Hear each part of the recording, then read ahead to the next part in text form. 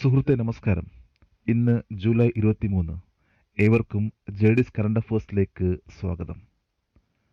Competitive എക്സാമിൽ current അഫേഴ്സിന് വളരെ പ്രാധാന്യമുണ്ട്. അതുകൊണ്ട് നമ്മളുടെ ഓരോ ദിവസവും അപ്ഡേഷൻസിലെ കറണ്ട് അഫേഴ്സും ഒരു ഭാഗമാക്കണം. എന്നാൽ നമുക്ക് ഏതൊരു കോമ്പറ്റേറ്റീവ് എക്സാമിലും ഈ ഒരു വിഷയത്തിലും നന്നായിട്ട് പെർഫോം ചെയ്യാൻ സാധിക്കും. ഇവിടെ ഈ വീഡിയോ ഏറ്റവും ലേറ്റസ്റ്റ് ആയിട്ടുള്ള കറണ്ട് അഫേഴ്സ് ആണ് നൽകാൻ ശ്രമിക്കുന്നത്. അതേപോലെ ഈ വീഡിയോ കണ്ടിട്ട് ഇഷ്ടപ്പെടുകയാണെങ്കിൽ ഈ ചാനൽ സബ്സ്ക്രൈബ് ചെയ്യാനും ഷെയർ ചെയ്യാനും മറക്കരുത്. നമുക്ക് ഇന്നത്തെ ചോദ്യങ്ങളിലേക്ക് പോകാം. In which city of India the country's first centre for excellence in intelligent internet of things is set to come up? ഇന്ത്യയിലെ ഏത് നഗരത്തിലാണ് രാജ്യത്തെ ആദ്യത്തെ centre for excellence in intelligent internet of things വരാൻ പോകുന്നത്?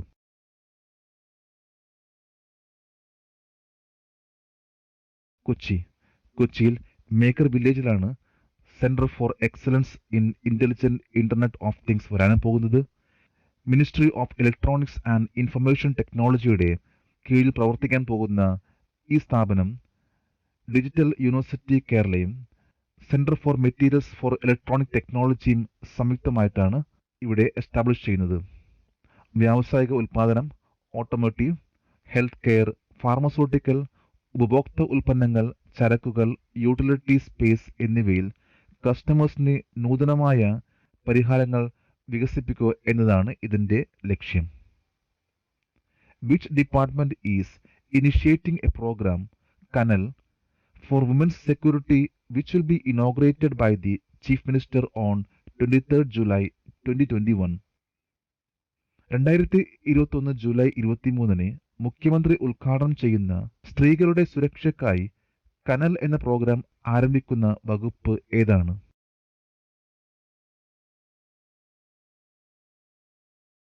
Women and child development. Kerala ഗവൺമെന്റിന്റെ women and child development വകുപ്പ് ആരംഭിക്കുന്ന ഒരു പ്രോഗ്രാമാണ് കനൽ. ഇതിന്റെ ഉദ്ഘാടനം July 23 chief minister Pinarayi Vijayan നടത്തും. സ്ത്രീകളുടെ സുരക്ഷയ്ക്കായി നിലവിലുള്ള സംവിധാനങ്ങളെക്കുറിച്ചുള്ള പൊതു അവബോധം വർദ്ധിപ്പിക്കുക, ഗാർഹിക പീഡനത്തെയും സ്ത്രീധനവുമായി ബന്ധപ്പെട്ട് അതിക്രമങ്ങളെയും ചെറുക്കാൻ സ്ത്രീകളെ പ്രാപ്തരാക്കുക, സേവനങ്ങൾ നൽകുന്ന സംവിധാനങ്ങൾ വർദ്ധിപ്പിക്കുക, വിദ്യാഭ്യാസ സ്ഥാപനങ്ങളിൽ ലിംഗ അവബോധ പരിപാടികൾ സംഘടിപ്പിക്കുക എന്നിവയാണ് പരിപാടിയുടെ ലക്ഷ്യങ്ങൾ. How many athletes from the Indian contingent will participate in the opening ceremony of the Tokyo Olympics on July 23, 2021? 2021 July 23 Tokyo ഒളിമ്പിക്സിന്റെ ഉദ്ഘാടന ചടങ്ങിൽ ഇന്ത്യൻ സംഘത്തിലെ എത്ര അത്ലറ്റുകൾ പങ്കെടുക്കും?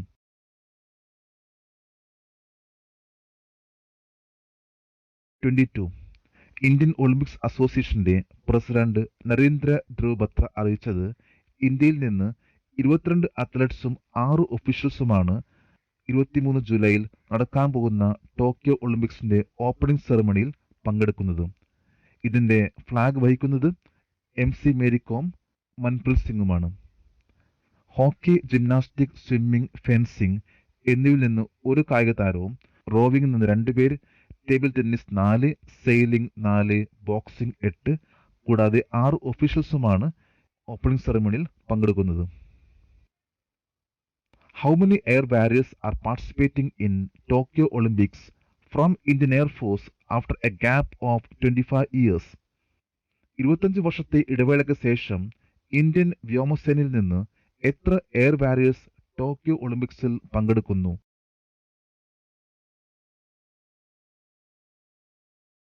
5. ഇന്ത്യൻ എയർഫോഴ്സിന്റെ 5 എയർ വാരിയേഴ്സ് ആണ് 25 വർഷത്തെ ഇടവേളയ്ക്ക് ശേഷം ഒളിമ്പിക്സിൽ പങ്കെടുക്കുന്നത്. ഇത് surgeon Sivapal Singh, surgeon Nirmal Tom, junior warrant officer Deepak Kumar, corporal Alex Antony, master warrant officer Ashok Kumar ആണ്. Who has been appointed from India as a member of the UN Tax Committee for 2021-25 terms? 2021-25 ടേമുകൾക്കായി UN tax committee അംഗമായി ഇന്ത്യയിൽ നിന്ന് ആരാണ് നിയമിക്കപ്പെട്ടത്?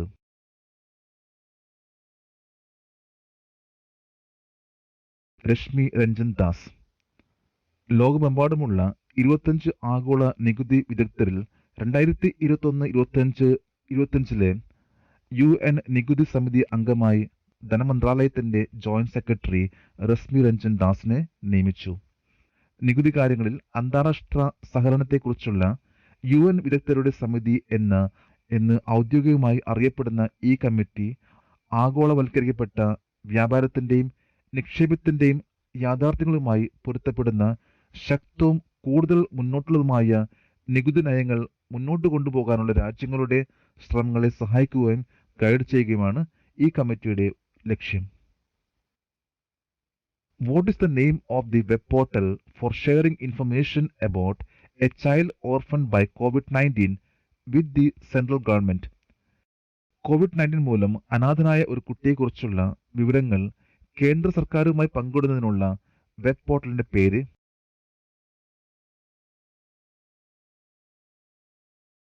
www.pmcaresforchildren.in. COVID-19 മൂലം അനാഥരാകുന്ന കുട്ടികൾ ഇവരെക്കുറിച്ചുള്ള informations ഈ web പോർട്ടലിലേക്ക് അറിയിച്ചുകൊണ്ട് ആ കുട്ടികൾക്ക് ലഭിക്കേണ്ട സഹായം അതിനു വേണ്ടിയാണ് pmcaresforchildren.in എന്ന വെബ് പോർട്ടൽ ആരംഭിച്ചിട്ടുള്ളത്. ജൂലൈ 15 എല്ലാ സംസ്ഥാന യൂണിയൻ ടെറിട്ടറീസിലും ഇൻട്രൊഡ്യൂസ് ചെയ്ത കാര്യം ജൂലൈ 22 രാജ്യസഭയിൽ minister for women and child development Smriti Irani അറിയിച്ചു. Who won the first place Photographer of the Year Award iPhone Photography Awards 2021? iPhone Photography Award 2021 first place photographer of the year award നേടിയതാര്?